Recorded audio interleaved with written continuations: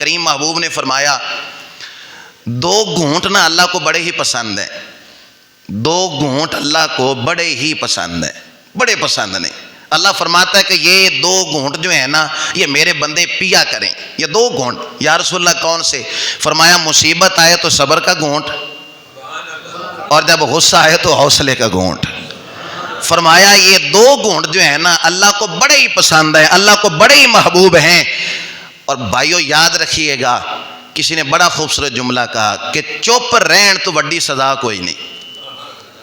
چپ رہنے سے بڑی، ایک بندہ لڑ جو رہا ہے تو سامنے والا چپ ہے، آندھا میں پاگل ہوں جرا لڑی جا رہا تو بولتا کیوں نہیں؟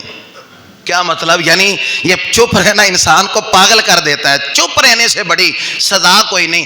وہ حضرت صاحب ایک واقعہ بیان کر رہے تھے، ایک بزرگ تھے، بڑی عمر ہوگی ان کی، آ کے شکوہ کرنے لگا گھر وچ میری کوئی بھی گل نہیں سندا، بیگم بھی بات نہیں سنتی، بیٹیاں بات نہیں سنتی، بہو بات نہیں سنتی۔ تو پھر اللہ والے ہوتے ہیں نا، وہ جھگڑا نہیں کرتے، وہ مسئلوں کا حل کرتے ہیں۔ حضرت صاحب فرمانے لگے بابا جی انج کرو بھی تسا نہ ہن چپ رہنا گھر وچ، ہاں تسا ہن بولنا نہیں، تسا یہ نہیں کہنا بھی پیالی اتنے کیوں پئی ہے تے او صفائی کیوں نہیں ہوئی تے او برتن کیوں پے نے، تسا بولنا نہیں، بس چپ رہنا ہے۔ تے اس تو بعد نتیجہ میرے کو آ کے پوچھ لیا جے۔ بزرگ کہندے نے بس ہفتہ کا عمل کیتا، سارے گھر والے پوچھتے ہیں ابو جی طبیعت ٹھیک ہے نا تھوڑی؟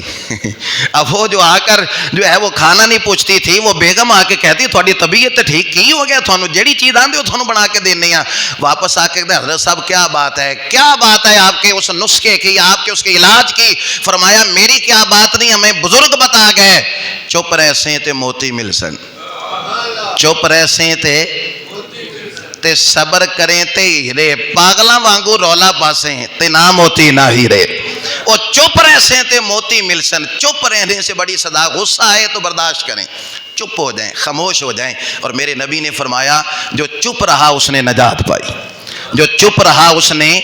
اسی لیے تو کریم محبوب نے فرمایا کہ دو چیزوں کی مجھے ضمانت دے دو نا تو میں تمہیں جنت کی ضمانت دیتا ہوں۔ دو چیزوں کی جنت سو کھیجے بھائی، یہ لے لیجئے نبی پاک سے، دو چیزوں کی ضمانت دے دے نبی پاک کو کہ ان کا استعمال ٹھیک ہوگا۔ فرمایا ایک زبان کی حفاظت کی مجھے ضمانت دے دو، ایک شرمگاہ کی حفاظت کی مجھے ضمانت دے دو، ان کا استعمال صحیح کرو گے تو آ جاؤ میں تمہیں جنت بانٹ رہا ہوں، آ جاؤ مجھ سے جنت لے لو۔ اس لیے کہ زیادہ تر جو گناہ ہیں، جو غصے کی چیزیں ہیں، وہ زبان ہی سے تو ہوتی ہیں۔